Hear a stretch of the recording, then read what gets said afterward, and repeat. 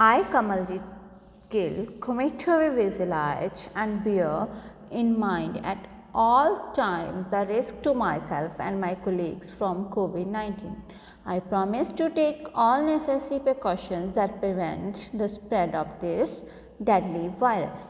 I promise to follow and encourage others to follow the key COVID appropriate behavior, to always wear a mask, face cover, especially when in public places, to maintain a minimum distance of 6 feet from others, to wash my hands frequently and thoroughly with soap and water. Together, we will win this fight against COVID-19. Thank you.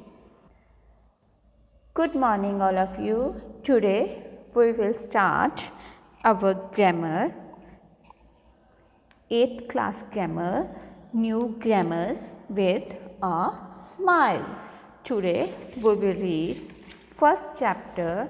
Chapter name is subject and predicate.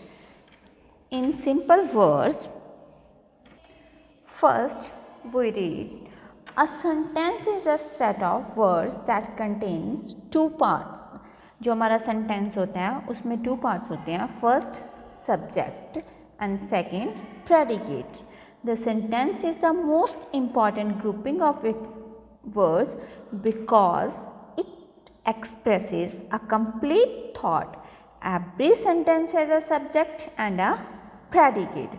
तो हमारा sentence क्या होता है, group होता है words का, because ये हमें एक्सप्रेस करता है अ कंप्लीट थॉट, जो हमें बताता है कंप्लीट मीनिंग क्या है इस सेंटेंस का. एवरी सेंटेंस में सब्जेक्ट एंड प्रेडिकेट अवेलेबल होता है.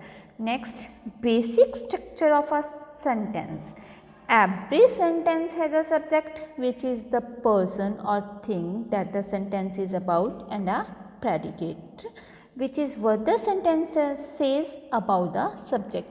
जो हमारा सेंटेंस में सब्जेक्ट होता है वो क्या होता है, अ पर्सन होता है और अ थिंग होता है जो हमें सेंटेंस के बारे में बताता है.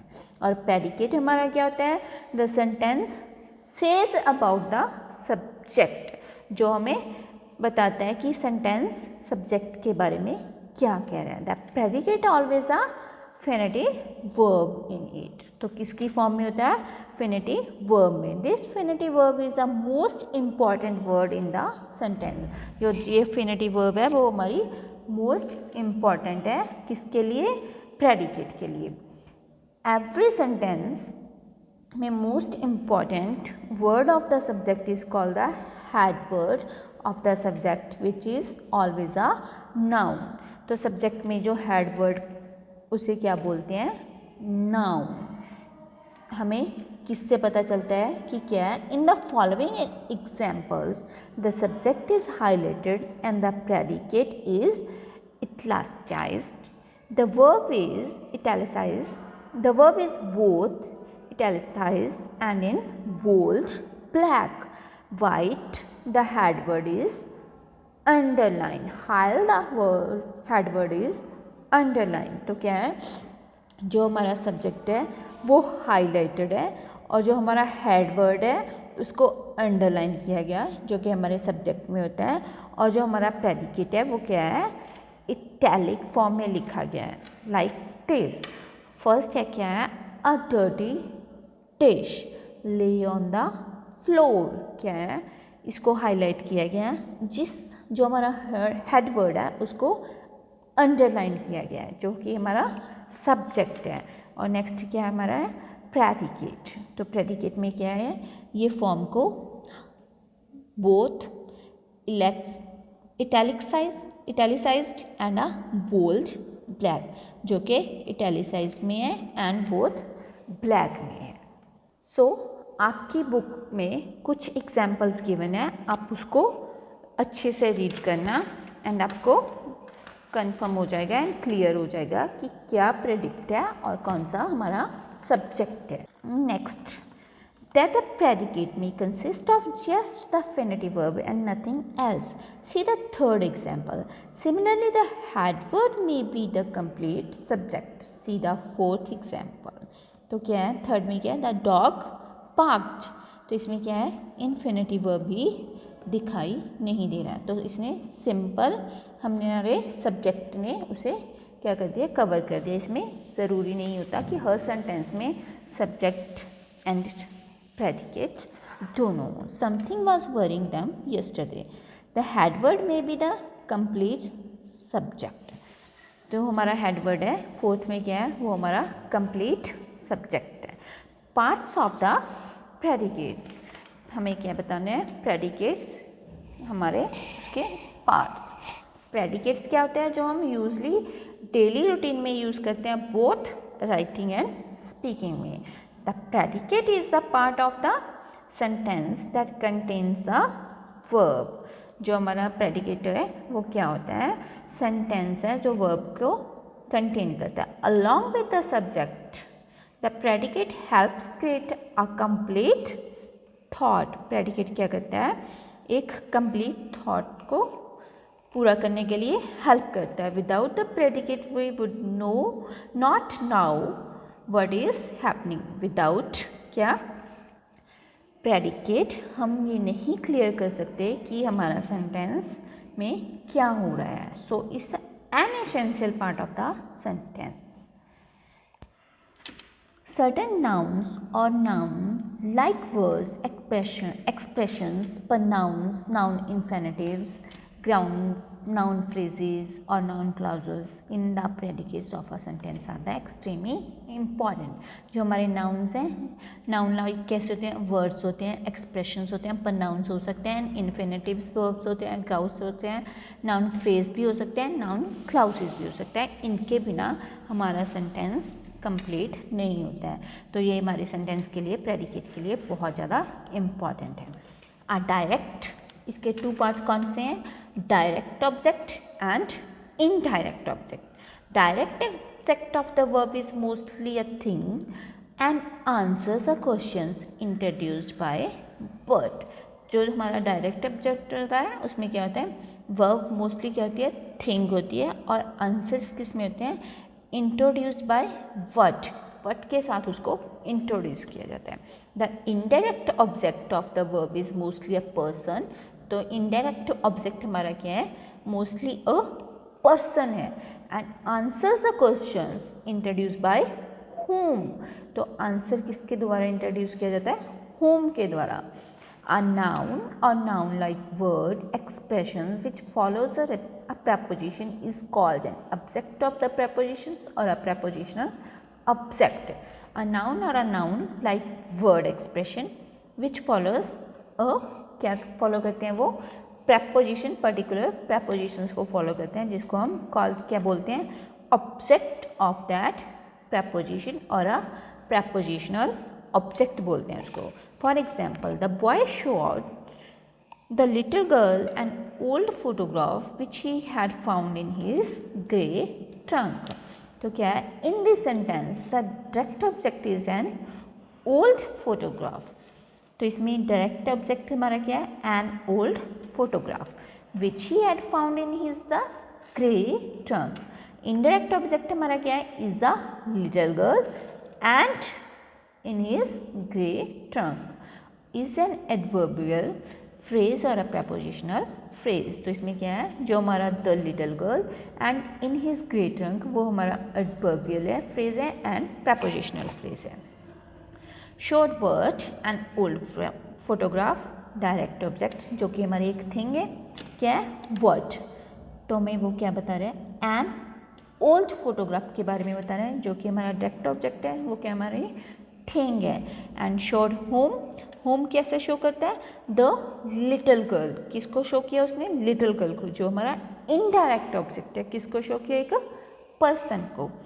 As we have seen a sentence need not have any object in it at all. For example, तो हमने देखा कि ये सेंटेंस नीड को ज़रूरत नहीं होती कि एनी ऑब्जेक्ट उसमें ज़रूरी होता है। For example, the dog barked, तो इसमें क्या है, द डॉग बार्क्ड, ये एक सिंपल सेंटेंस है। If it has a direct object the finite verb acts transitively, in other cases the verbs act intransitively. तो इसमें हमारा ये सिर्फ डायरेक्ट ऑब्जेक्ट था, और जो हमारे फेनेटिव वर्ब है वो ट्रांसिटिवली है, बट इन अदर केसेस हमारा जो एक्शन होता है वो क्या होता है, इन ट्रांसिटिव। जो हमें नहीं दिखाया जाता कि वो क्या कर रहा है। तो इसमें क्या था, डॉग बार्क्ड, इसमें हमें डायरेक्ट बताया गया है कि डॉग क्या कर रहा है। If a sentence has a direct object then it may not have an indirect object. Sometime क्या होता है कि हमारे पास डायरेक्ट ऑब्जेक्ट होता है बट उसमें इनडायरेक्ट ऑब्जेक्ट नहीं शो किया जाता। For example he bought a pen, उसने क्या बोला, उसने एक पेन खरीदा। कहाँ से खरीदा, किसके लिए खरीदा, इट डजेंट मैटर ना, सो ये हमारा डायरेक्ट ऑब्जेक्ट है।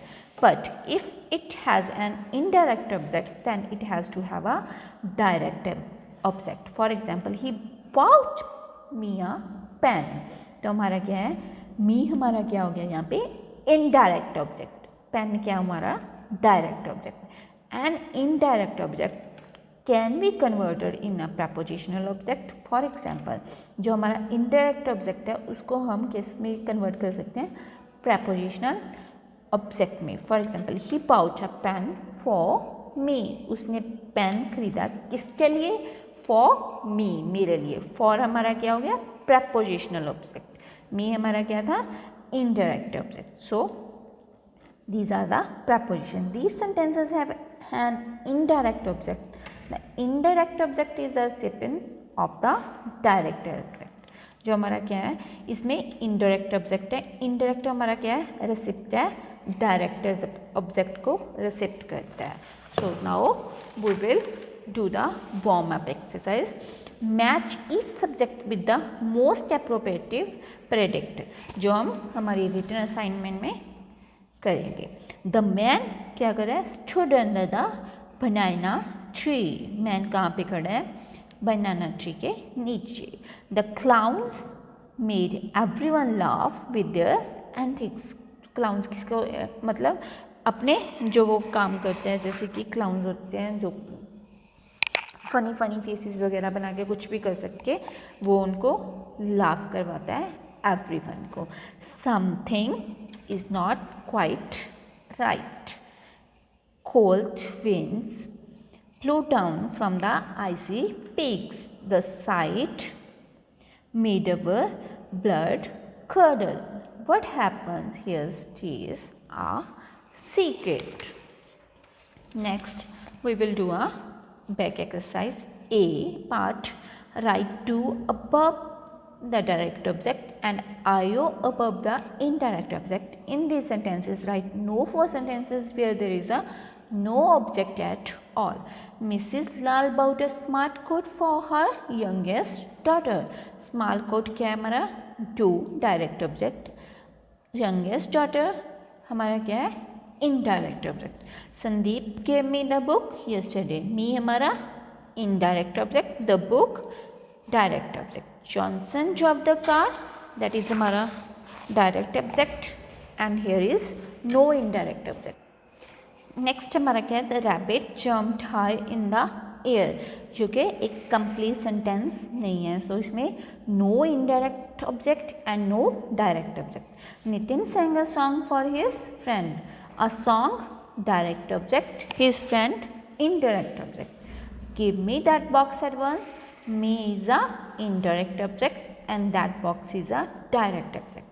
The flowers that were given to Bonnie by Suki have withered. तो फ्लावर्स हमारा क्या है, डायरेक्ट ऑब्जेक्ट, बोनी हमारा क्या है, indirect object. The shark swished its tails and swam away. इस टेल हमारा डायरेक्ट ऑब्जेक्ट है, इसमें हमारा कोई भी इनडायरेक्ट ऑब्जेक्ट नहीं है. Hope you guys understand about the subject and predicate, direct objects and indirect objects. Thank you, have a good day.